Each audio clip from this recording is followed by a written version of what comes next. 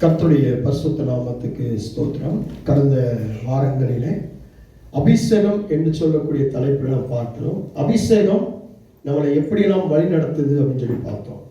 தனக்குள்ள சுயமாக எப்படி வழி நடத்துது அப்படின்னு சொல்லி பார்த்தோம். குடும்பத்துக்குள்ள ஒரு கணவனாக, ஒரு மனைவியாக, பிள்ளைகளாக எப்படி வழி நடத்துதுன்னு சொல்லி பார்த்தோம். இப்படியே ஒவ்வொரு காரியங்களை பார்த்து கடந்த நாளில் சாப்பாட்டு விஷயங்களை கூட பார்த்தோம். சாப்பாடு, இந்த அபிஷேகம் எப்படி நம்ம கூட போதிக்குது, எப்படி ஆலோசனை கொடுக்குது அப்படின்னு சொல்லி பார்த்தோம். சரிங்களா?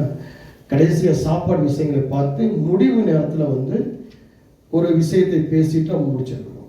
ஏசாயா தீர்க்கதரிசி எழுதின நிருபம் 11ஆம் அதிகாரம், ஐசையா சாப்டர் வெர்சஸ் 11, 2 and 3. ஞானத்தையும் உணர்வையும் கொடுக்கிற பரிசுத்த ஆவியையும் ஆலோசனையையும் பலனையும் கொடுக்கிற ஆவியும் அறிவையும் கர்த்தருக்கு பயப்படுகிற பயத்தையும். சரி, கர்த்தருடைய ஆவியானவர் அவர் மேல் தங்கியிருப்பார். கர்த்தருக்கு பயப்படுதல் அவருக்கு உகந்த வாசனையா இருக்கும். அவர் தமது கண் கண்டபடி நியாயம் தீர்க்காமலும் தமது காது கேட்டபடி தீர்ப்பு செய்யாமலும். ஆமென், ஸ்தோத்திரம். இப்போ இந்த பரிசுத்த ஆவியானவர் அபிஷேகமாய் நமக்குள்ள வந்த உடனே நமக்குள்ள எப்படிப்பட்ட ஒரு காரியங்களை கொண்டு வருது? முதல்ல பார்க்கும்பொழுது சுயத்தை பார்த்தோம், குடும்பத்தை பார்த்தோம், வேலையில் எப்படி இருக்கணும்னு சொல்லி பார்த்தோம், வியாபாரத்தை எப்படி இருக்கணும்னு சொல்லி பார்த்தோம், சுறுசுறுப்பாக இருக்கணும்னு சொல்லி பார்த்தோம். அடுத்தபடி அப்படியே ஒரு விஷயங்களை பார்த்தோம். சாப்பாடை குறித்து பார்த்தோம், சாப்பாடு எப்படி இருக்கணும்னு சொல்லி பார்த்தோம். சாப்பாடு எதாவது சாப்பிடணும், சாப்பிடக்கூடாது, எப்படி ஜெபிக்கணும், எப்படி ஊழியம் செய்யணும், இதெல்லாம் பார்த்து வரேன். இன்னைக்கு அந்த ஊழியம் நமக்குள்ள வரப்போகுது. இந்த வார்த்தைகள் எல்லாமே 3 மாசத்துக்கு முன்பதாக நான் ஆராய்ச்சி பண்ணி பார்த்தது, வார்த்தை எடுத்தது. ஆனால் இன்றைக்கு உங்களுக்கு நான் இதை பேசும்போது இன்னைக்கு வந்திருக்கிற ஜனங்களுக்கு உங்களுக்கு இன்றைக்கு தேவையானதாக இருக்கும். நல்லா கவனம்.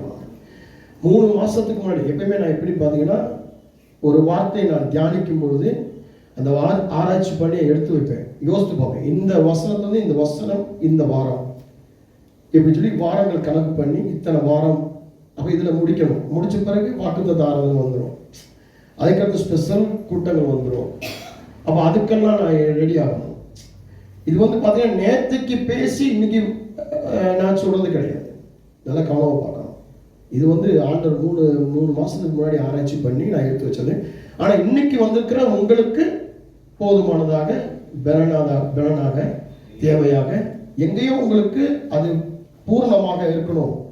அது ஒரு காரியம். சரிங்களா? அப்படிதான் இருக்கும். ஏன்னா பல ஆயிரங்கள் வருஷங்களுக்கு முன்பதாக எழுதின வார்த்தைகள் இந்த புக் 66 புக்கு இன்றைக்கும் கடைசி காலத்துக்கு தேவையான வார்த்தைகள் இருக்கு.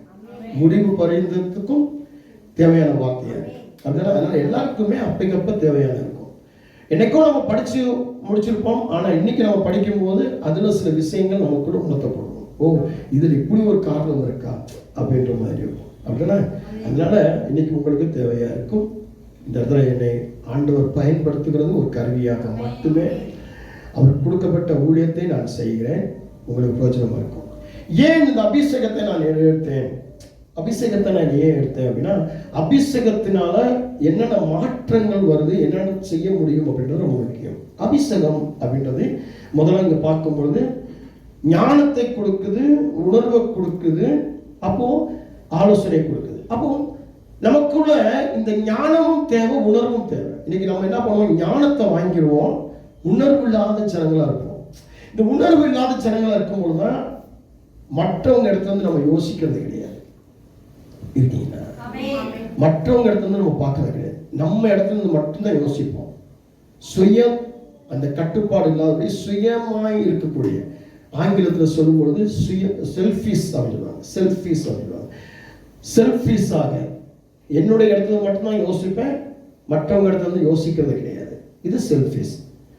அப்போ இந்த இடத்துல வரும்போது அந்த உணர்வு எதுக்கு அப்படின்னா, மற்றவன் இடத்துல யோசிக்க, மற்றவனுடைய காரியத்தை தியானிக்க, மற்றவனுக்கு எப்படி நம்ம விளங்கணும் அப்படின்னு. அப்போ எதற்காக கர்த்தர் என்னை அபிஷேகம் பண்ணிருக்கிறார் அப்படின்னா, சுயமாய் உணர்வில்லாமல் அல்லது ஆலோசனை இல்லாமல் இருக்கிறது கிடையாது. இப்ப ஆலோசனை, ஒரு பெரியவனுடைய ஆலோசனை வேணும், ஒரு பெரிய மனுஷனுடைய ஆலோசனை, பழைய மனுஷனுடைய ஆலோசனை வேணும்.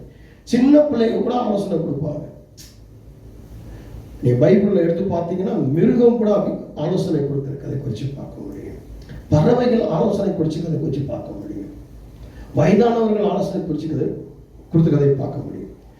சாலமோனுடைய காலகட்டத்தில் பார்க்கும்போது அவனுக்கு அந்த முதியவர்களுடைய ஆலோசனை இல்லாமல் இருந்தனால அவனுடைய ஜோடி ஜனங்கள், அந்த நண்பர்கள் அவனுக்கு சொன்ன ஆலோசனை தவறான வழிகளுக்கு கொண்டு போவதை குறித்து பார்க்க முடியும்.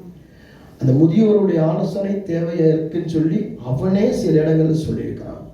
நான் என்னுடைய ஜோடியான ஜனங்களிடத்துல நான் கேட்டதுனால நான் விழுந்து போயிட்டேன், என்னுடைய ராஜ்யம் விழுந்து போச்சு, நான் பாவத்துக்குள்ள போயிட்டேன், அந்த இடத்துல எனக்கு முதியோர்களுடைய ஆலோசனை தேவையா இருந்தது என்று சொல்லி பார்க்கிறோம். அதனால ஆலோசனை நமக்கு ரொம்ப முக்கியம். அப்போ அந்த ஆவியானவர் நமக்குள்ள அபிஷேகமாக இருக்கும் பொழுது எங்க யாருக்கிட்ட பேச்சு கேட்கணும், யாருக்கிட்ட பேச்சு கேட்கக்கூடாது, யார் நம்ம கூட சொல்லி நல்லதை சொல்லி கொடுப்பா, யார் நமக்கு கெட்டதை சொல்லி கொடுப்பா, அந்த உணர்வு, அந்த ஆலோசனை, அதுக்கான ஞானம் நமக்கு தேவை. இதுதான் அபிஷேகம்.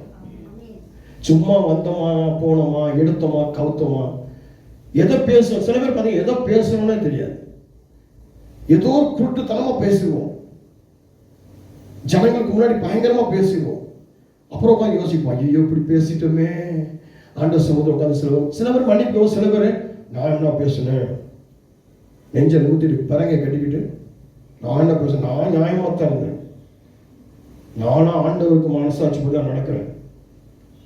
இது அபிஷேகம் கிடையாது. அபிஷேகம் என்பது தொடர்ந்து வாசிக்கும் பொழுது கர்த்தருக்கு பயப்படுகிற அந்த பயம், ஆவியானவர் என் மேல தங்கியிருக்கிறார் என்ற அந்த பயம், அந்த வாசனை, அது அப்போ கண்ணுல பார்த்தபடி காதல கேட்டபடி நியாயம் விசாரிக்கிறது, தீர்ப்பு செய்யறது கிடையாது. இன்னைக்கு நம்ம நிறைய பேர் என்ன பண்றோம், கிறிஸ்தவங்கள் அப்படின்ற பேரை வச்சுக்கிட்டு கிறிஸ்தவர்களாக இருக்கக்கூடிய நாம என்ன தம்பி புரியுதா, கேக்குதா?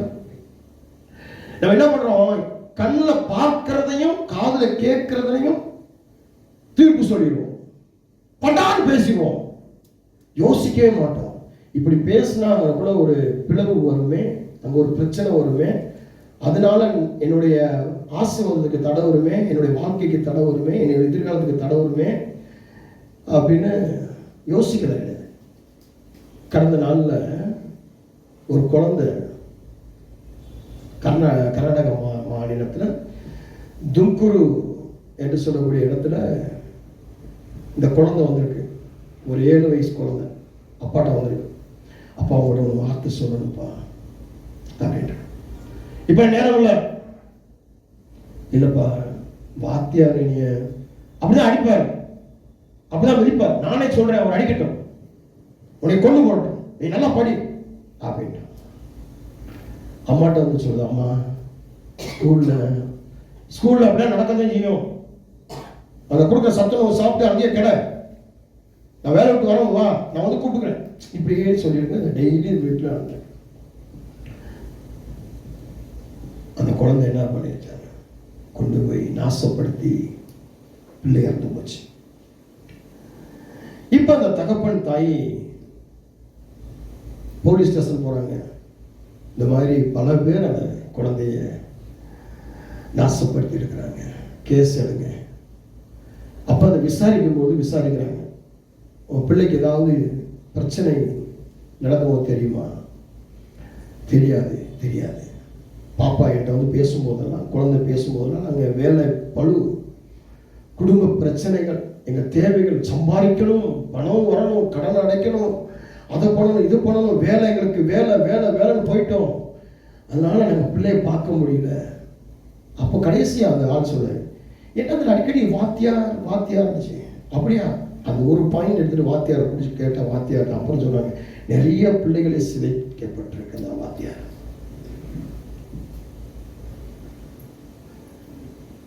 புரிஞ்சா நான் சொல்றேன். இப்ப என்ன, இந்த எதுக்கு இந்த சாட்சினா, இப்படிதான் நம்ம சரியா பார்க்கறது கிடையாது, சரியா விசாரிக்கிறது கிடையாது. நம்மளே என்ன பண்ணிடுவோம், அந்த குழந்தையை அடக்கணுன்ற முறையில் அது என்ன சொல்ல வருது, என்ன செய்ய வருது அப்படின்றத நம்ம கேட்க முடியாம கேட்டால் நம்ம ஜெபம் பண்ணுறோம், பைபிள் படிக்கிறோம், நம்ம ஒரு நல்ல கிறிஸ்தவங்களா இருக்கிறோம், நல்ல கிறிஸ்தவங்களா இருக்கோம் இப்படிதான் நினைக்கிறோமே ஒழிய நல்ல கிறிஸ்தவன் நல்ல கிறிஸ்தவன் அப்படின்னா என்ன அப்படின்னு சொல்லி பார்க்கும் பொழுது இங்க சொல்லப்பட்டிருக்கிறது, ஞானம் வேணும், உணர்வு வேணும், ஆலோசனை வேணும், கர்த்தருக்கு பயப்பட பயம் வேண்டும், அந்த நீதி வேண்டும்.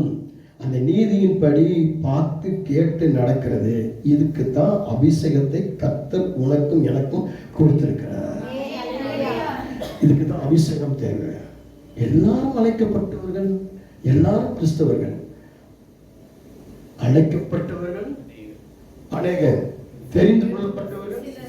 அப்போ அந்த தெரிந்து கொள்ளப்பட்ட சில பேர் அப்படின்றத கொஞ்சம் பார்க்க முடியும். இருக்கீங்களா?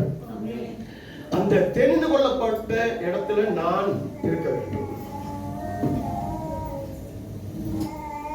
அப்போ தெரிந்து கொள்ளப்பட்ட அந்த இடத்துல நான் இருக்க வேண்டும். அப்போ அழைப்பு என்னுடையதுதான், நானும் அழைக்கப்பட்டிருக்கிறேன். ஆனால் தெரிந்து கொள்ளப்படுதல் ரொம்ப முக்கியம். ஆண்டவர் என்னை தெரிந்து கொள்ள வேண்டும், நான் அவரை தெரிந்து கொள்ள வேண்டும். அப்போ எனக்கும் அவருக்கும் நடுவுல இருக்கிறது என்னன்னா அபிஷேகம். அந்த அபிஷேகம் யார் அப்படி என்றால் பரிசுத்த ஆவியானவர். அப்ப இந்த கடைசி நாட்களிலே எனக்கு பரிசுத்த ஆவியானவர் தேவை. எண்ணெய் அபிஷேகம் தேவை, தண்ணியின் அபிஷேகம் தேவை, வார்த்தையின் அபிஷேகம் தேவை, அக்னி அபிஷேகம் தேவை. இதை விட பரிசுத்த ஆவியானவருடைய அபிஷேகமும் தேவை. இந்த அபிஷேகம் இல்லாமல் நான் ஒரு கிறிஸ்தவன், நான் ஒரு ஊழியன் என்று சொல்லி திரியலாம். மனுஷர்களுக்கு முன்பதாக நான் ஒரு போதகனாக, தீர்க்கதரிசியாக காட்சி அளிக்கலாம். ஆனால் அபிஷேகம் இல்லை என்றால் நான் ஒன்றுமே கிடையாது. நான் இயேசு கிறிஸ்து வரும் பொழுது இயேசுவின் நாமத்தினாலே நான் அதை செய்தேன், இதை செய்தேன், அப்படி செய்தேன்னு சொன்னாலும் கர்த்தர் எனக்கு கதவை பரலோகத்தின் வாசலை திறக்க மாட்டார். அப்ப திறக்கணும் அப்படின்னா நான் இந்த உலகத்துல அபிஷேகத்தில் இருக்கணும். அபிஷேகத்தை வாங்கி வீட்டுல பெட்டிக்குள்ள பூட்டி வைக்கிறது கிடையாது, பீரோக்குள்ள பூட்டி வைக்கிறது கிடையாது. நான் எப்படி வைக்கணும் அப்படின்னு சொன்னா, அந்த அபிஷேகத்தை நான் மிஸ்யூஸ் பண்ணாதபடி யூஸ் பண்ணணும், உபயோகப்படுத்தணும். அப்ப அதுக்கு எனக்கு உணர்வு தேவை. உணர்வு உள்ளவர்களாக இருக்கணும், உணர்வுள்ள ஒரு மனுஷன். அப்போ ஒரு மனைவி கிட்ட உணர்வுள்ள கணவனா, ஒரு கணவன்கிட்ட உணர்வுள்ள மனைவியா, பெற்றோர்கிட்ட உணர்வுள்ள பிள்ளையா, பிள்ளைகிட்ட உணர்வுள்ள பெற்றோர்களாய், சபையில உணர்வுள்ளவர்களாய், என்ன பேசணும், எப்படி இருக்கணும், இதெல்லாம் உணர்வுகள் சொல்லித்தரும், ஆலோசனைகள் சொல்லித்தரும், ஞானம் சொல்லித்தரும். கர்த்தருக்கு பயப்படுற பயம். கர்த்தருக்கு பயப்படுற பயம்னா, கர்த்தருக்கு பயப்படுறது ஐயோ ஆண்டவர் கண் பெருசு, ஆண்டவர் கை பெருசு, அவர் கால் பெருசு, அவர் மிதிச்சிருவார், கொண்டுவார், கழுத்தை திரியிடுவார் அப்படின்னா இன்னைக்கு எத்தனையோ பேர் கழுத்துலாம் அலையணும், எத்தனையோ பேர் கண்ணுலாம் அலையணும், எத்தனையோ பேர் மூக்கு இல்லாமல் அலையணும், எத்தனை பேர் கால் கையில்லாமல் மூண்டும் அலையணும். அப்போ என்ன பயம்னா, இந்த பாவத்தை நான் செய்யக்கூடாது, இந்த துன்மார்க்கத்தை நான் செய்யக்கூடாது, இப்படி பேசக்கூடாது, இப்படி வார்த்தைகளை என் வாயில பயன்படுத்தக்கூடாது, இது கர்த்தருக்கு அருவருப்பானது, இது கர்த்தருக்கு பிடிக்காது, நான் ஜெபம் பண்ணணும், நான் ஃபாஸ்டிங் போடணும், நான் பைபிள் படிக்கணும், நான் ஒழுங்கா சபையில் இருக்கணும், ஒழுங்கா வீட்டை நடத்தணும், குடும்பத்தை நடத்தணும், ஒழுங்கா பிள்ளைகளை வளர்க்கணும், எதை சாப்பிடணுமோ அதை சாப்பிடணும், எதை சாப்பிடக்கூடாதோ அதை சாப்பிடணும், யார் பேச்சை கேட்கணுமோ அவங்க பேச்சு கேட்கணும், யார் பேச்சு கேட்கக்கூடாதோ அவங்க பேச்சு கேட்கக்கூடாது, எங்கே போகணுமோ அங்கே போகணும், எங்கே போகக்கூடாது எங்கே போகக்கூடாது. அப்போ இதெல்லாம் அந்த உணர்வு உள்ளதுதான். அட்டம் பிடிக்கிறதுனாலையும் அசட்டை பண்ணுகிறதுனாலையும் பேசுறதுனாலையும் கிடையாது, செயல்படுறதுனால. ஆமென். அந்த வேதம் சொல்லுது, ரொம்ப புரியல பவுல் எழுதும்போது சொல்றான், அவர் ஆண்டோடைய ராஜ்யம் என்பது புசிப்பும் குடிப்பும் கிடையாது. நல்லா சாப்பிட்றதும், நல்லா டீ காபி பால் பூஸ்ட் குடிக்கிறதும் கிடையாது. அங்க என்ன, தேவனுடைய ராஜ்யத்தை கட்டிருப்ப அவருடைய வார்த்தைகளுக்கு. ஆமென், ஸ்தோத்திரம். ஆமென். இப்போ இங்க ஒரு லூக்காவின் சுவிசேஷ புத்தகம் போறோம். கர்த்தருடைய ஆவியானவர் என் மேல் இருக்கிறார். இந்த வாஸ்தவத்தை கடந்தெல்லாம் வாஸ்தவமே 4:18-19 வாஸ்து முடிச்சோம்ல. யாவும் இருக்கா பிரதர் சிஸ்டர்? யார் படிச்சீங்க? நீங்க படிச்சீங்களா? யார் படிச்சீங்க? கர்த்தருடைய ஆவியானவர் என் மேல் இருக்கிறார். தரித்திரருக்கு சுவிசேஷத்தை பிரசங்கிக்கும்படி என்னை அபிஷேகம் பண்ணினார். இருதயம் நறுங்குண்டவர்களை குணமாக்கவும் சிறைப்பட்டவர்களுக்கு விடுதலையையும் குருடருக்கு பார்வையையும் பிரசித்தப்படுத்தவும் நொறுங்குண்டவர்களை விடுதலையாக்கவும் கர்த்தருடைய அனுக்கிரக வருஷத்தை பிரசித்தப்படுத்தவும் என்னை அனுப்பினார் என்று எழுதியிருக்கிற இடத்தை அவர் கண்டு ஆமென். அப்போ இந்த இடத்துல பார்க்க கர்த்தருடைய ஆவியானவர் என் மேல் இருக்கிறார், தரித்திரருக்கு சுவிசேஷத்தை பிரசங்கிக்கும்படி. அப்ப நம்ம எப்படி இருக்கணும்? விசுவாசிகள் அபிஷேகம் பண்ணப்பட்ட ஒரு விசுவாசியை எப்படி இருக்கணும் அப்படின்னு சொன்னா, ஹலோ எப்படி இருக்கணும்னா இயேசு கிறிஸ்து மரித்து உயிர்த்ததுதான் பிரசங்கம். உங்க குடும்பத்துல போய் நீங்க சொல்லணும், இயேசு கிறிஸ்து மரித்து உயிர்த்தெழுந்தார், இயேசு கிறிஸ்து மரித்து உயிர்த்தெழுந்தார். நண்பருக்கு சொல்லணும், இயேசு கிறிஸ்து மரித்து உயிர்த்தெழுந்தார். ரொம்ப முக்கியம். இயேசு இதுதான் சுவிசேஷம். அடுத்து என்ன பண்ணுது? வேற சொல்லுது இருதயம் நறுங்குண்டு. இப்போ இருதயம் நறுங்குண்டு ரொம்ப இதயத்தில் வேதனையோடு துக்கத்தோடு பல பிரச்சனை போராடுங்க, ஆறுதல் சொல்லணும். ஆண்டவர் இருக்கிறாருமா, உனக்காக ஜெபம் பண்றோம், உனக்காக நாங்கள் ஜெபத்தில் தாங்குறோம் அப்படின்னு. நம்ம என்ன பண்ணிடுறோம்? உடனே பைபிளை தூக்கிட்டு நான் சுவிசேஷகன், நான் போதகன், நான் ஆலோசனைகள், நான் பிரசங்க. நம்ம என்ன பண்றோம்? உடனே போய் அப்படியே உட்கார்ந்துட்டு ஆண்டவர் இப்படி செஞ்சோ தெரியுமா, ஆபிரகாமுடைய நாளிலே கர்த்தர் உன்னை இதுக்கு அபிஷேகம். நீங்க நிறைய பேர் ஊழியன்ற பேர்ல நிறைய தவறுகள் பண்ணுவோம்.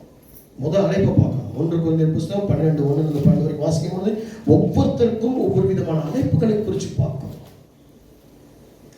எல்லாருமே எல்லாம் செய்ய முடியாது. என்கிட்ட அசிஸ்டன்ட் பாஸ்டர் வந்து என்கிட்ட வந்து 13 அசிஸ்டன்ட் பாஸ்டர் இருந்தாங்க. 13 அசிஸ்டன்ட் பாஸ்டர் 3 சபை வச்சு நடத்திட்டு இருக்கேன். இங்கே ஒரு சபை, பனசவடியில், சாந்தி நகரில் ஒரு சபை, ஒசா ரோட்டில் ஒரு சபை, 3 சபை வச்சு நடத்திக்கிறோம். 4ஆவது சபை குந்தநகரியில் ஆரம்பிச்சுட்டு இருக்கிறோம். 4 சபை நடத்திக்கிட்டு 3 சபை தான் பெர்மனண்டாக இருக்கக்கூடிய 3 சபை நடத்திக்கிட்டு இருக்கிறோம். கிட்டத்தட்ட என்கிட்ட 13 அசிஸ்டன்ட் பாஸ்டர்.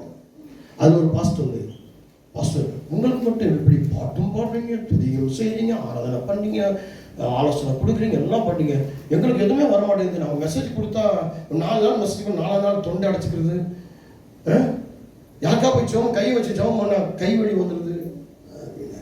அப்போ நான் சொன்னேன், எல்லாருக்குமே எல்லாமே கொடுக்கப்படுகிறது. என்னைய பார்க்காத, ஆண்டவர்கிட்ட கேளு, உனக்கு என்ன அழைப்பு, எதுக்காக தெரிந்து கொண்டு இருக்கிற, நீ எதை செய்யணும், உனக்கு என்ன பொறுப்பு, அதை பாரு. எங்க பார்க்கறது? அப்போ சொன்ன இந்த வசனங்களை பாரு. இப்போ பார்ப்போமா? இதை பார்க்காம போட்டி போடக்கூடாது, பொறாமப்படக்கூடாது, ஐசக் இடத்துக்கு வரணும்னு நினைக்கக்கூடாது. இந்த சத்தத்தை தான் நான் 2 நாளைக்கு முன்னாடி கேட்டேன்.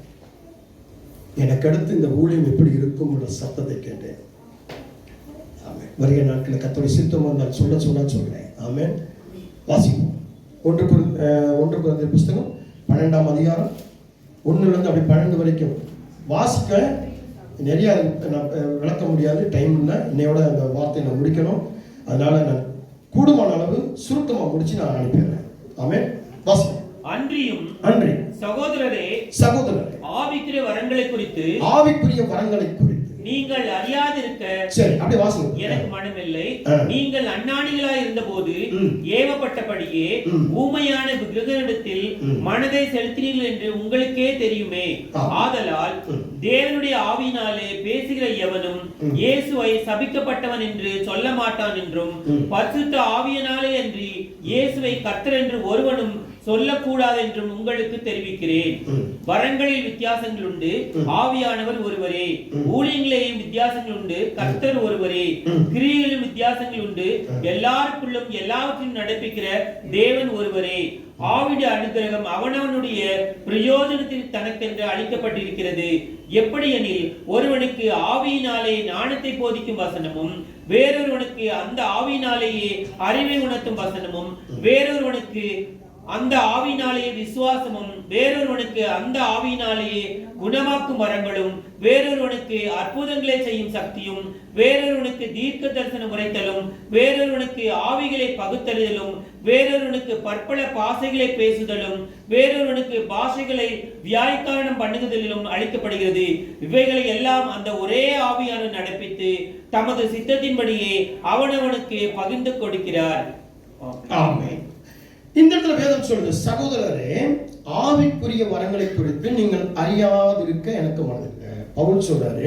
அப்போ சொன்னாங்க, பவுல் குறைந்து படுகிறது, நீங்க ஆவிக்குரிய அந்த வரங்களை குறித்து நீங்கள் அறியாதிருக்க. அப்போ பவுல் சொல்லும் போது நீங்க நிறைய பேர் அந்த ஆவிக்குரிய வரங்களை அறியாது இருக்கிறோம். ஒரு பேருக்கு வரும், பேருக்கு ஞானஸ்தானம் முக்கி விட்டுட்டா, எவனோ ஒருத்தர் முக்கி விட்டுட்டா, எங்கேயோ ஒரு சபைக்கு போறோம், மற்றபடி எங்கேயோ ஒரு சபையில் நிற்கிறோம், எங்கேயோ பாஸ்டருக்கு போகிறோம், எங்கேயோ சில பேர் சபைக்கு போகிறோம், சில பேர் சபைக்கு வர மாட்டோம். சில பேர் பார்த்தீங்கன்னா கணவனோட சபைக்கு போவாங்க, மனைவி ஒரு சபைக்கு போவான், பிள்ளை ஒரு சபைக்கு போவோம், ஒவ்வொருத்தரும் ஒரு சபைக்கு போவாங்க, ஆளுக்கு ஒரு பக்கத்தில் இருப்பாங்க. பார்த்துக்கிட்டீங்களா? ஹலோ, கேட்குறேன் என்ன காரியம். ஏன்னா இந்த வரங்கள், இதுக்குரிய அபிஷேகத்துடைய தன்மை தெரியாமல் இருக்கிறதுனால ஒட்டஞ்சி போய், அப்போ இந்த குடும்பம் செதறி உடைஞ்சிருக்குன்னு சொன்னால் அங்கே ஒரு மனம் இருக்காது, ஒரே சத்தியம் இருக்காது, ஒரே ஆவி இருக்காது, ஒரே அபிஷேகம் இருக்காது. அப்போ சத்தியம் ஒண்ணு, தேவன் ஒண்ணு, ஆவியானவர் ஒண்ணு, வரங்கள் வேற. கணவனுக்கு ஒரு வரம், மனைவிக்கு ஒரு வரம், பிள்ளைக்கு ஒரு வரம், பேர பிள்ளைக்கு ஒரு வரம், மருமனுக்கு ஒரு வரம், மருமகளுக்கு ஒரு வரம், நாத்தனாருக்கு ஒரு வரம். ஐயோ, வரங்கள் மாறும், அதே போல கிரியைகள் மாறும். எல்லாருமே எல்லாமே செய்ய முடியாது. ஒரு ஆள் ஜெபம் பண்ணுவான், ஒரு ஆள் அந்நிய பாஷை பேசுவான், ஒரு ஆள் அந்நிய பாஷைக்கு விளக்கத்தை கொடுப்பான், ஒரு ஆள் இசைக்கருவி வாசிப்பான், ஒருத்தர் பாடுவான், ஒருத்தர் கை தட்டுவான், ஒருத்தர் டேமரேட் போடும். மாறுது.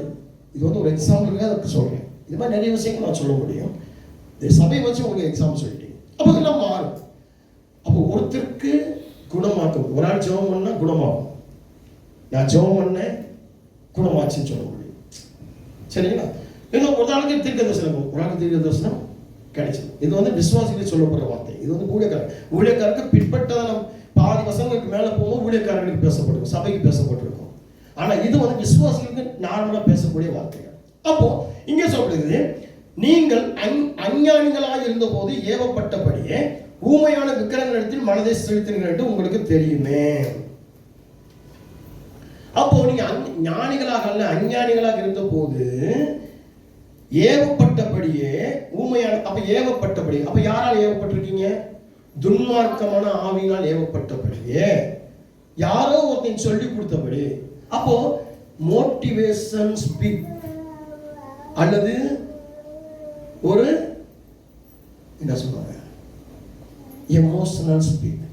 இன்னைக்கு இருக்கக்கூடிய பாஸ்டர்ஸ், இன்னைக்கு இருக்கக்கூடிய பிரசங்கி, இன்னைக்கு இருக்கக்கூடிய யாரும் எல்லாத்தையுமே சொல்லல, யாரையும் குற்றப்படுத்தல பிரதர், அதுக்காக உடனே பாஸ்டர் குற்றப்படுத்தல. இந்த சில ஊழியக்காரர் என்ன பண்றான், இந்த பேஸ்புக்ல இந்த மல்டிமீடியால மீடியால ஏதோ ஒரு மோட்டிவேஷன் மாதிரி பண்ணிவிட்டு போயிடுவான், அல்லது ஒரு மாதிரியான வார்த்தைகளை பேசிவிட்டு போயிடுவான். சில பேர் அவங்க என்ன ஆயிடுவாங்க, கிறுக்குத்தனம் ஆயிடுவாங்க, ஏவப்பட்டு போய். அப்போ மறைமுகமாய் ஞானி என்ற போர்வையில அஞ்ஞானிகளாக மாறுறதுக்கான ஒரு வாய்ப்பு இருக்கு. அப்போ அபிஷேகத்தை இழக்க, அப்ப இந்த அபிஷேகத்தை இழந்து போக, அப்ப நல்ல ஊழியம். அதனாலதான் ஒரு சபை, ஒரு ஊழியம், ஒரு சபை, சரியான சத்தியம், சத்தியத்தை அறிவிக்கிற சத்தியம் ஒரு விடுதலையாக்கும். அப்ப சபைக்கு ஏன் வரோம், ஏன் ஊழியம் பண்றோம், சபையில எப்படி நம்ம இருக்கணும், சபை எப்படி நடத்தணும், சபையில் நம்முடைய பாத்திரம் எப்படி இருக்கு, நம்முடைய உறுப்பு எப்படி இருக்கு, இதுல உறுப்பான காரியம் எப்படி. அப்ப இங்க நான் இந்த இதையும் அதையும் காதுல வாங்கக்கூடாது, எது எனக்குள்ள வேணுமோ அது. அப்போ எனக்கு அந்த ஞானம், அந்த உணர்வுள்ள, அந்த கத்துக்கு பயப்படுகிற அந்த ஆவி, அதுதான் அபிஷேகம். புரியுதா? அப்போ எனக்கு இந்த மோட்டிவேஷன்ல பேசுறது எனக்கு வேண்டாம், என்னுடைய உணர்ச்சிகளை தூண்டக்கூடிய அப்படிப்பட்ட வார்த்தைகள் வேண்டாம். என்னுடைய உணர்ச்சிகளை அடக்கக்கூடிய, என்னை கண்ட்ரோல் படுத்தக்கூடிய, என்னை சீர்படுத்தக்கூடிய என்னை செவ்வாய்ப்படுத்தக்கூடிய என் குடும்பத்தை நான் ஆண்டவர் சமூகத்தில் கொண்டு போய் அர்ப்பணிக்கத்தக்கதாக என் வேலையும் வருமானத்தையும் கர்த்தருக்காக என்னால் முடியல பாஸ்டர். ஜெபம் பண்ண முடியல, பைபிள் படிக்க முடியல, என்னால் எனக்கு உபவாசம் பண்ண நேரம் இல்லை, சபைக்கு வர நேரம் இல்லை. ஏன் நேரத்துக்கு எங்கள் சபையை மாற்றுங்க, ஏன் நேரத்துக்கு ஒரு ஸ்பெஷல் கூட்டம் வைங்க. இப்படிதான் நம்ம எல்லாமே சொல்கிறோமே ஒழிய யாராவது ஒருத்தர் ஆண்டவர் சொல்கிற நேரத்துக்கு நான் லீவ் போட்டு வந்துடுறேன், எனக்கு ஆண்டவரை விட வேறு பெருசே இல்லை அப்படி சொல்ல முடியுமா? என்னைக்கு அப்படி சொல்கிறீங்களோ அன்னைக்கு தான் உன்னுடைய அபிஷேகம் ரெனிவல் ஆகும். என்னால் ஃபாஸ்டிங் போட முடியல, என்னால் ஜெபம் பண்ண முடியல, என்னால் பைபிள் படிக்க முடியல, எனக்கு நேரமே கிடைக்கல, என் சரீரம் அதுக்கான தன்மையை தர மாட்டேங்குது அப்படின்னு சொல்லி என்னைக்கு நீங்க சொல்ல ஆரம்பிச்சிடும், அப்போ நீங்க அபிஷேகம் பண்ணப்படாத வெறும் மோட்டிவேஷன் ஸ்பீக்கர் மட்டும் கேட்டு ஒரு மோட்டிவேஷனுக்குள்ள போயிட்டு உங்க உணர்ச்சிகளை தூண்டப்பட்ட எப்படிப்பட்ட வார்த்தைகளாக எமோஷனல் வீக்கராக நீங்க இருக்கிறீங்க. எமோஷனலை தூண்டி விட்டுட்டா எமோஷனல் வீக்கராக இருக்கிறீங்க. அதனாலதான் வந்துட்டு சொல்லுது இல்லையா? இந்த சபையில நாங்க எங்களை போல சில ஊழியக்காரன் இப்படிதான் இருக்கணும் அப்படின்னு. என்னுடைய சபையில ஆண்டவர் வாசம் செய்கிறார், அவர் உன்னை அபிஷேகம் பண்ணுவார். நீ எவ்வளவு பிரச்சனை போராட்டம் வந்தாலும் அதை வேதம் சொல்லி கர்த்தருடைய ஆவியான மேலே இருக்கிறார், தரித்திரருக்கு சுவிசேஷத்தை பிரசங்கிக்கும்படி என்னை அபிஷேகம் பண்ணார், இருதயம் நறுங்குண்ட குணமாக்கவும் சிறைப்பட்ட விடுதலையையும் குருடருக்கு பார்வையையும் பிரசித்தப்படுத்தும் நொறுங்குண்டவர்களை விடுதலை. அப்ப நான் என்ன செய்யணும்? நான் ஒரு சரியான விசுவாசியா இருந்தாலும், சரியான ஒரு விசுவாசியா இருந்தாலும், நான் சரியான ஒரு கிறிஸ்தவனா இருந்தால், நான் ஒரு சரியான விசுவாசியா இருந்தால் நான் எப்படி இருக்கணும்? என் பக்கத்துல இருக்கிற, எனக்கு முன்னாடி இருக்கிற, என் பின்னாடி இருக்கிற என்னுடைய சக விசுவாசிகளுக்காக நான் ஒரு கண்ணீர் ஜெபம். ஐயா இன்னைக்கு ஃபாஸ்டிங் போட்டு இந்த விசுவாசிக்காக ஜெபம் பண்றேன், இவங்களுக்காக ஒரு பொருத்தனை பண்ணி ஜெபம் பண்றேன், இவங்களுக்காக நான் கண்ணீர் சந்தி ஜெபம் பண்றேன், இவங்களுக்காக திருச்சபையில் வந்து ஜெபம் பண்றேன். இவங்க எப்படிப்பட்ட குருடராக்காங்க? ஆவிக்குரிய குருடராக்காங்க. இந்த குருடுத்தனம் மாறணும். அப்போ நாம என்ன செய்யறோம்? வாதம் சொல்லுது வாசிக்கும், அடுத்தபடியாக வாசிக்கும் போது 14 அதிகாரத்தில் 7-18 வரைக்கும் வாசிக்கும். வாசிக்கணும் தெரியல, பார்ப்போம், ஜெபம் பண்ணுவோம். 1 குருந்தியர் 14 அதிகாரத்தை எடுத்துக்கோங்க. 7 2-3 வருஷம் வாசிங்க, எழுதி வச்சுக்கோங்க. 7-18 வரைக்கும் எழுதி வச்சுக்கோங்க. ஏன்னா நேரம் இல்லை, உங்களை குறிப்பிட்ட நேரத்தில் அனுப்பணும். இன்னையோட இந்த வார்த்தையை நான் முடிக்கணும். வாசிங்க 14 அதிகாரத்தை எடுத்துக்கோங்க. அப்படியே 1 குருந்தியர் 14 அதிகாரம் 7 வசனம். அப்படியே புல்லாங்குழல், சுரமண்டலம் முதலிய சத்தமிடுகிற உயிரில்லாத வாத்தியங்கள் தொனிகளில் வித்தியாசம் காட்டாவிட்டால் புலலாலே ஊதப்படுகிறதும் சுரமண்டலத்தாலே வாசிக்கப்படுகிறதும் இன்னதென்றும் எப்படி தெரியும்? அந்தபடி எக்காலமும் விளங்காத சத்தமிட்டால் எவன் யுத்தத்திற்கு ஆயத்தம் பண்ணுவான்? அதுபோல நீங்களும் தெளிவான பேச்சை நாவினால் வசனியாவிட்டால் பேசப்பட்டது இன்னதென்று எப்படி தெரியும்? ஆகாயத்தில் பேசுகிறவர்களாய் இருப்பீர்களே. உலகத்தில் எத்தனையோ விதமான பாஷைகள் உண்டாயிருக்கிறது, அவைகள் ஒன்றும் அர்த்தம் இல்லாததல்ல. ஆயினும் பாஷையின் கருத்தை நான் அறியாமல் இருந்தால் பேசுகிறவனுக்கு அந்நியனாய் இருப்பேன், பேசுகிறவனும் எனக்கு அந்நியனாய் இருப்பான். அந்நியனா இருப்போமா? எப்போ? பேசுகிறவனுக்கு. இப்ப நீங்க எனக்கு அந்நியனா இருக்கீங்க, நீங்க பட்டுப்படாம அப்படியே பாஸ்ட் அப்படியே பட்டுப்படாம அப்படின்னா அந்நியத்தனம். அந்நியத்தனம் என்ன? நம்ம கூட ஒட்டாம உறவாடாம விலகி இருக்கிறது. எங்களை பார்த்து ஒரு போட்டி, ஒரு பொறாம, ஒரு முறுமுறுப்பு, ஒரு கசப்பு, அவர் அப்படி பேசிட்டாரு, இப்படி பேசிட்டாரு, என்னை காயப்படுத்திட்டாரு, திட்டாரு. அவர் ஏன் காயப்படுத்தினார், ஏன் திட்டினார்? என்னை சீர்படுத்தினார், என்னை சரிப்படுத்த. இது வரணும். முதல்ல நான் ஸ்கூலில் 4ஆம் கிளாஸ் படிச்சுட்டு இருக்கையில் எங்கள் வாத்தியார் ராமசாமி வாத்தியார் மேக்ஸை வந்து தப்பாக போட்டேன். அப்போது கணக்கு பாடம் அந்த மேக்ஸுக்கு தப்பாக போட்டுட்டேன்னு சொல்லி, டேய் ஐசக் வாடா, ஐயா வந்துட்டேயா, கையை நின்று. நான் நினச்சேன் நம்ம பாடத்தை பார்த்து ஏதோ நம்ம வாழ்த்த போறாரு அப்படிடா போட்டாரு. கொஞ்சம் புறம்படுத்து ஒரே சட்டுன்னு 4 நாள் கை தூக்கவும் இல்லை. நான் உடனே அப்பா அம்மாட்ட கம்ப்ளைண்ட் பண்ண மாட்டேன், என்னை சரிப்படுத்துவேன். அவரை போய் வீட்டில் போய் பார்த்தேன். அப்போ அந்த தீக்கதிர ஆஃபீஸ் கீழே மதுரை வேளாங்குடிக்கு போகிற வழியில் தீக்கதிர ஆஃபீஸ் கீழே அவருடைய வீடு இருக்கும். அங்கே போனேன். ஐயாவை பார்க்கணுமா, அம்மா இருந்தாங்க, ஐயாவை பார்க்கணும். வயசானவங்க, எப்போ உள்ள பார்த்தேன்னா வயசானவங்க இருப்பாங்க தெரியுமா. இப்போ இருக்கிறவங்க சின்ன சின்ன பிள்ளைகளாக இருப்பாங்க. இப்போல்லாம் பார்த்தீங்கன்னா ப்ரொஃபஸராக சின்ன சின்ன பிள்ளைகளாக இருக்காங்க.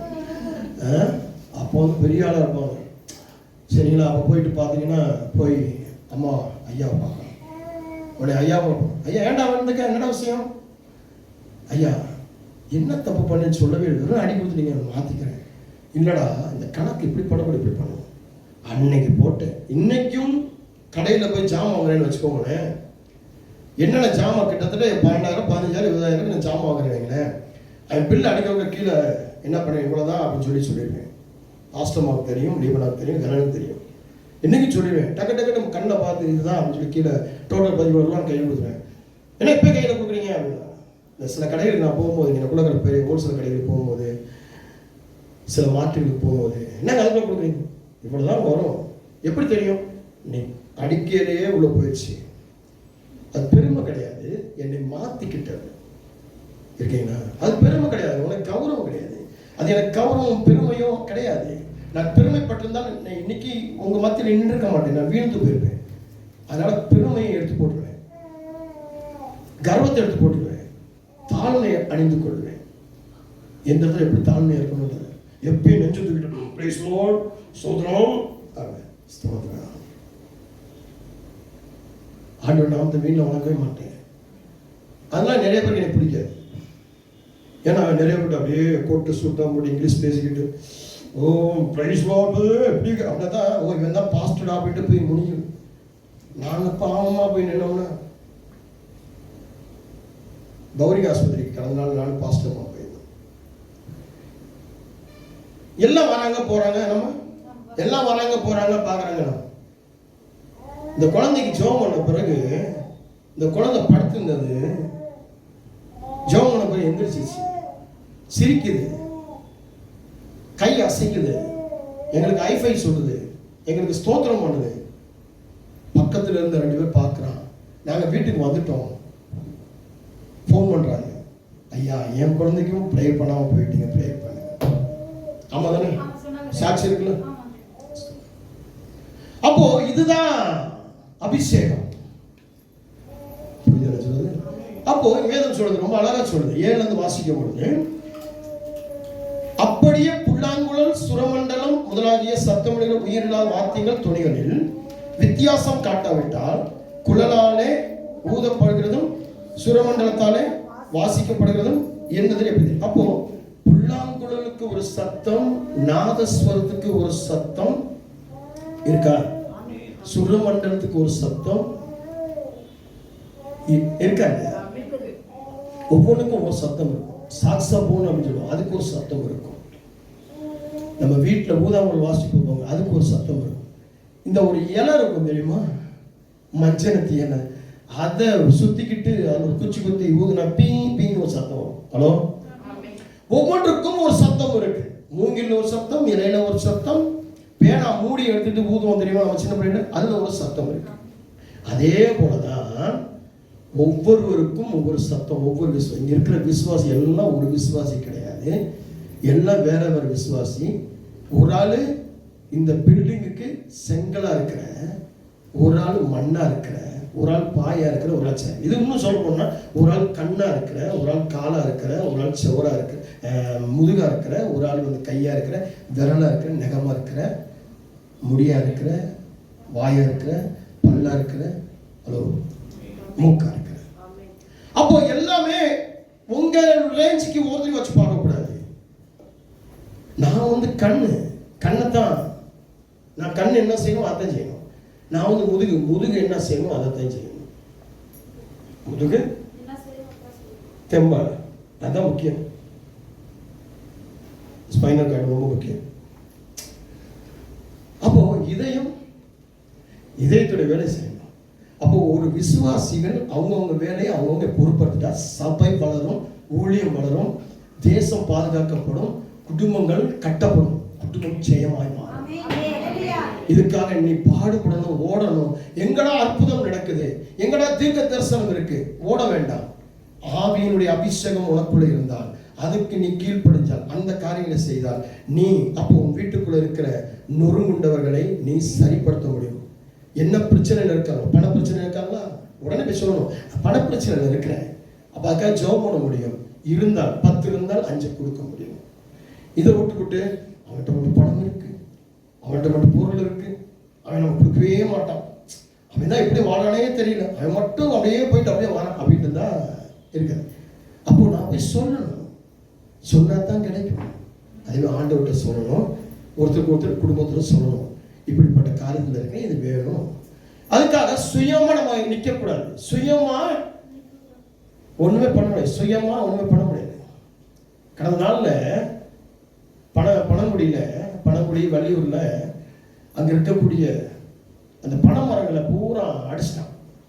என்ன கிடையாது, 4 வழி சாலை போடுறான் அப்படின்னு சொல்லி அடிச்சிட்டான். அதுல இந்த ஆள்கிட்ட போய் கேட்குறாங்க, ஏங்க இந்த சிங்கிளா இருக்கிற பனை மரத்தெல்லாம் எடுத்துட்டீங்க, 4 வழி ரோடு போறீங்க, ஓகே, இதுல மொத்தமா எடுக்கல, அது மொத்தமா இருக்கு. அப்போ மொத்தமா இருந்தால் அழிக்க முடியாது, தனியா இருந்தால் அழிச்சிடலாம். அப்போ ஒரு சபையில ஒரு விசுவாசி தனியா இருக்கக்கூடாது. கணவன் மனைவி ஒற்றுமையா, பெற்றோர்கள் பிள்ளைகள் ஒற்றுமையா, குடும்பமா சபைக்கு வந்து சபையில ஒரு விசுவாசி நான் கண்ணுடைய வேலையை செய்வேன், நான் காலுடைய வேலை செய்வேன், விரல் வேலை செய்வேன், நெகத்தோட வேலை செய்வேன், என்னுடைய வாயுடைய வேலை செய்வேன். இதுல போட்டிகள், பொறாமைகள், முறுமுறுப்பு, கசப்பு, குறை சொல்றதெல்லாம் இருக்கக்கூடாது. இருக்கீங்களா? அப்போ இந்த புல்லாங்குழல் சத்தத்தை நாதஸ்வரம் சொல்ல சத்தத்தை இந்த என்ன வார்த்தை சொல்லப்பட்டிருக்குது, என்ன குழல், சுரமண்டலம் ஊதுறது கிடையாது. அது செய்யணும், அது சத்தம், அது அந்தபடி எக்காலம் விளங்காத சத்தமிட்டால் எவன் யுத்தத்துக்கு ஆயத்தம் பண்ணணும். அப்போ எந்த சத்தமும் கேட்காமல் குறை சொல்லிக்கிட்டு, தேவ செய்திக்கு குறை சொல்லிட்டு, என்னத்தான் பேசுறாரு, என்னத்தான் குத்தி பேசுறாருன்னு அதை நான் ஆரம்பிக்கும் சொன்னேன். 3 மாசத்துக்கு முன்னாடி ஆயத்தம் பண்ணப்பட்ட ஆராய்ச்சி பண்ணப்பட்ட வார்த்தை உங்களுக்கு இன்னைக்கு இந்த 4 வாரமா பேசிட்டு இருக்கோம் அப்படின்னா, அப்போ இன்னைக்கு உங்களுக்கு தேவைப்படுற வார்த்தையாக மாறும். பல 1000 வருஷங்களுக்கு முன்பதாக எழுதப்பட்ட 66 புஸ்தகம் இன்னைக்கும் நீங்க ஒவ்வொரு முறை எடுத்து பார்க்கும்போது ஒவ்வொரு முறை தேவையா இருக்கும். அதுதான் தேவனுடைய வார்த்தை, அதுதான் தேவனுடைய ஆவி. கடைசி காலத்தில் எப்படி உங்களுக்கு விளங்குமோ, எது தேவையோ, வருகிறவருக்கு எது தேவையோ அதை கொடுத்து அனுப்புறது தான் தேவனுடைய வார்த்தை, தேவனுடைய சத்தியம். தேவன் நீதியானவர். கண் பார்த்தபடி, காது கேட்டபடி நீதி விசாரிக்கிற தேவன் என் தேவன் கிடையாது. பொறுமையிலும் யோசனையிலும் வல்லவர். அதனால் நீங்க பொய்யை சொல்லாதபடி, பொய் உரையாத தேவனை உண்மையாய் நேசிக்க படைக்குங்க. உண்மையா நேசிங்க. இயேசு உண்மையா நேசிங்க, குடும்பத்தை உண்மையா நேசிங்க, சபை உண்மையா நேசிங்க, ஊழியக்காரர் உண்மையா நேசிங்க. அவங்க இடத்துல நீங்க நின்று பாருங்க, உங்க இடத்துல அவங்க வச்சு பாருங்க. அப்போ ஒருத்தருக்கு ஒருத்தர் சப்போர்ட்டா மாறும். இல்லைன்னு சொன்னா நீங்க தனித்தனியா பிரிஞ்சிருப்பீங்க. பிரிஞ்சிருந்தால் அந்த பனைமரத்தை எடுத்தது போல எடுத்து போட்டு போயிட்டே இருப்பாங்க பிசாசு. அப்போ இங்க ஊழியம் செய்யலாமா? அப்போ 1 யோவான் புஸ்தகம் 2ஆம் அதிகாரம் 24-28. 1 யோவான் புஸ்தகம் 2ஆம் அதிகாரம் 24-28. ஆகையால் ஆதி முதல் நீங்கள் கேள்விப்பட்டது உங்களில் நிலைத்திருக்க கடவுள். ஆதி முதல் நீங்கள் கேள்விப்பட்டது உங்களில் நிலைத்திருந்தால் நீங்களும் குமாரனிலும் பிதாவிலும் நிலைத்திருப்பீர்கள் அப்படின்னு சொல்லி ஆரம்பிக்கும். அப்போ ஆதி முதல் நீங்க கேட்ட, அந்த ஆதி முதல் எழுதப்பட்ட வார்த்தைகள் நம்ம நிலைச்சிருக்கணும். அப்ப நிலைச்சிருந்தா என்ன ஆகுது அப்படின்னு சொல்லி பார்க்கும் பொழுது நம்ம ஒரு காரியத்தை செய்யணும். எப்படிப்பட்ட காரியத்தை செய்ய முடியும்? இன்னைக்கு எல்லாருமே ஊழியக்காரர்கள் ஆகணுமா? ஊழியக்காரர்னா என்ன பண்ணணும்? இப்ப நான் இந்த இடத்துல ஒரு காரியங்களை சொல்ல வரேன். இயேசு கிறிஸ்துன்னு ஒருத்தர் இருந்தார், அவரை தான் தொழுது கொண்டு இருக்கணும், அவர் தான் மரித்து விழுந்தார். அப்படிதானே? இயேசு கிறிஸ்து தெரியுமா? நான் யாருக்காவது ஜெபம் பண்ண போனேன்னா, ஐயா எங்கக்கா ஜெபம் பண்ண, நான் என்ன சொல்றேன், இயேசுவை தெரியுமான்னு கேட்கிறேன். முதல்ல கேட்கிற கேள்வி, இயேசுவை தெரியுமா? எனக்கு தெரியும், நான் கிறிஸ்டியன் ஸ்கூல்ல தான் படித்தேன், கிறிஸ்டியன் காலேஜ் தான் படித்தேன், கிறிஸ்டியன் ஸ்கூலில் படித்தேன், கிறிஸ்டியன் காலேஜ். நான் பக்கத்தில் கிறிஸ்டியன் சர்ச் கூட அப்பக்கப்போ குழந்தைய ஸ்கூலில் போயிட்டு வரணுமா? நீ எங்கே போனப்போ இயேசுவை தெரியுமா? தெரியாது. தெரியும். எப்படி தெரியும்? அவர் தாடி வச்சிருந்தாரு, மீசை வச்சிருந்தாரு, அங்கி போட்டிருந்தாரு, ரோட்டில் வந்தாரு, மீனை பிடிச்சாரு, கையில் ஆட்டுக்குட்டியை வச்சிருந்தாரு. இது இயேசு இல்லை.